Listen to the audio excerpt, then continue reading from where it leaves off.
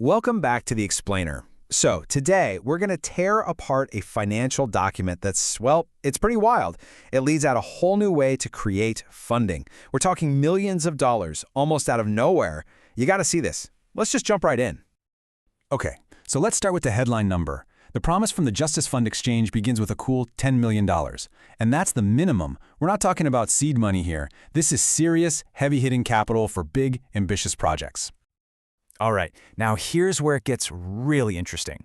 The funding is something called non-recourse. So what does that mean? Basically, if you take this money for a project and it all goes south, the lender can't touch your personal stuff. Your house, your other businesses, they're safe. The only thing at risk is the project itself. For anyone who's ever started something big, you know that's an absolute game changer. Which, of course, brings up the obvious question, right? The $10 million question, literally. How is it even possible to get that kind of cash without putting up your own skin in the game? No house, no business on the line. Where does the collateral come from?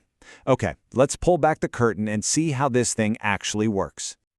So to really get a grip on this, you first have to understand who the main players are. It breaks down into 3 key roles, 3 archetypes, and each one has a very specific, very important job to do. Okay, so check out this breakdown. You've got Victor, who's the client with the big idea. Then there's the Golden Quill. Think of him as the project manager, the one keeping all the plates spinning. And finally, the money, the capital, comes from Rex Scripted Trust. They're the ones who actually provide the collateral and make the whole thing possible. All right, let's get to the heart of it. How do they actually build this thing? This is the really clever part of the whole system, what they call credit mining. And it's all about one thing, taking a simple promise and turning it into cold, hard, bankable collateral. And believe it or not, it all starts with this. Not with money, not with real estate, but with a piece of paper. A very specific, very powerful piece of paper called a sworn affidavit of obligation. This is it. This is the client's promise, under oath, and it's the tiny seed that the entire $10 million tree grows from. So, how do you turn that promise into something real? It happens in these 4 steps. First, it gets legally certified. Then, a special kind of notary authenticates it so it's recognized internationally. Step 3, it's tokenized, basically turned into a digital asset on a blockchain. And finally, that digital token is packaged up into something a bank recognizes, like a certificate of deposit. Boom, promise becomes asset. So let's pause on that, because this is the absolute key. The system doesn't need you to have collateral. It creates the collateral. That legal promise becomes a digital asset, and that digital asset is the collateral. It completely flips the script on how you secure funding. Okay, but a system like this only works if people trust it, right? I mean, it sounds a little like magic. So how do they build that trust? Well, it's a really smart mix of bleeding-edge tech and some very old, very established legal ideas. The tech side of things is handled by what's called the Notary Chain Protocol. You've heard of blockchain, right? It uses that to create an immutable, unchangeable digital ledger of every single step. Nothing can be altered. Everything is tracked. It's basically a tamper-proof digital paper trail that builds trust into the system itself. But here's the thing. It's not just fancy tech.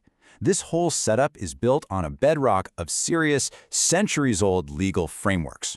We're talking about things like the Uniform Commercial Code and the Hague Convention. These are the international rules that make sure documents and assets are recognized and respected across borders. It's what gives these digital tokens real-world legal power. And then they add one more layer of security on top of all that, an AI called the Trust Guardian. Think of it as a robotic watchdog. Its only job is to watch the system 24/7, making sure everything is compliant with all the rules. For example, it helps ensure the system meets the super high standards of the DTCC, which is basically the central plumbing for the entire US financial market. So yeah, it's a big deal. So, when you put it side by side with a regular old bank loan, the difference is just stark. A bank says, show me your collateral. This system says, let's create it. A bank puts your personal assets on the chopping block. This system protects them. And you know how slow banks can be? This is all built on tech to be faster and more efficient. Okay, so let's zoom out for a second. We've gone through all the nuts and bolts, but why does any of this matter? What's the really big takeaway here? What does this all mean for the future? Well, what's so incredible about this model is how it blends the old with the new. It takes this ancient idea of trust, the notary's official seal on a document, and fuses it with the most modern tools for trust we have today, things like blockchain and AI. It's like building a bridge between two completely different eras. And that leaves us with a pretty mind-bending question, doesn't it? Could this be the future of finance? Are we heading toward a world where a promise, a legally binding, digitally secured promise, is just as valuable as gold bullion or a plot of land? A future where trust itself becomes the ultimate bankable asset? I guess we'll have to wait and see.